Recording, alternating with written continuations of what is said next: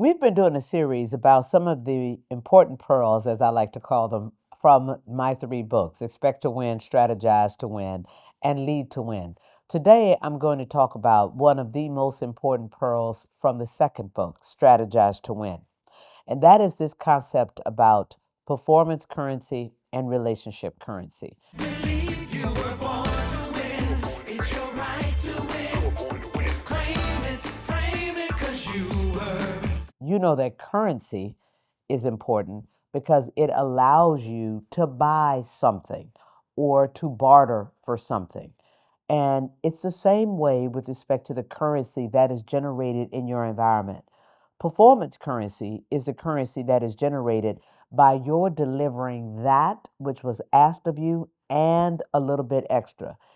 Every time that you perform on an assignment above somebody's expectations, you generate the currency that you can now use to position yourself for a promotion, currency that you can use to position yourself for a raise or a bonus, currency that you can now use to position yourself for the next great opportunity or the next great assignment. It's very valuable. Performance currency does three things for you. Number one, it creates a reputation for you. Now people say, wow, Janice is really good, or Margaret is somebody I'd like to have on my team. Oh, James, he always delivers. Now there's a reputation that you're good, that you're smart, that you will always deliver on an assignment. And that is very valuable. The second thing that performance currency can do for you, it can get you paid and promoted.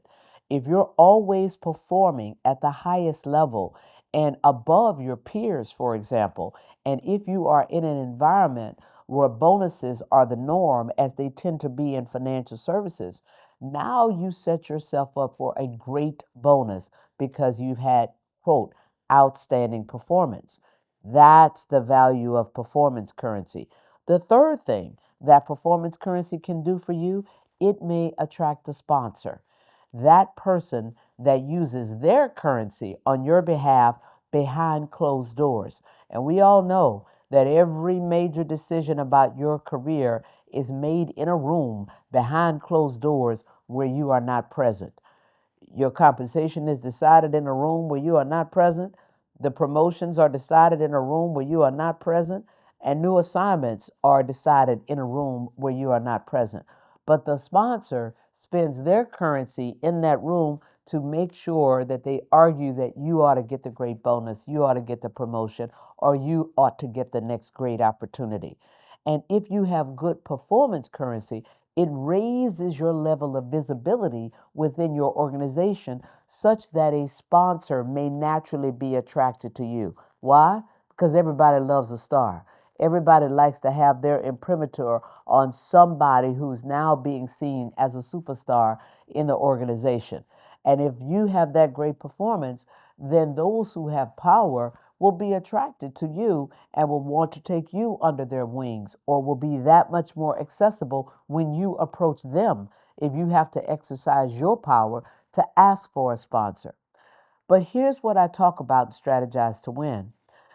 In the beginning of your career or the beginning in any new organization, performance currency is worth, I like to say, about $1.50. But over time, the longer that you are in an organization, it starts to experience diminishing marginal returns. That $1.50 works its way right back down to $1. Why? Because now you have established a new standard of excellence.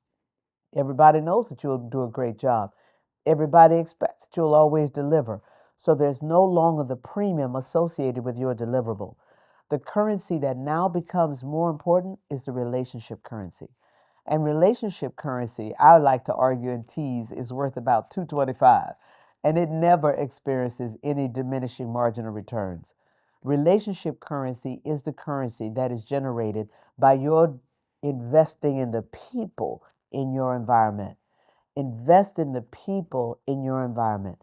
None of us work in a silo anymore.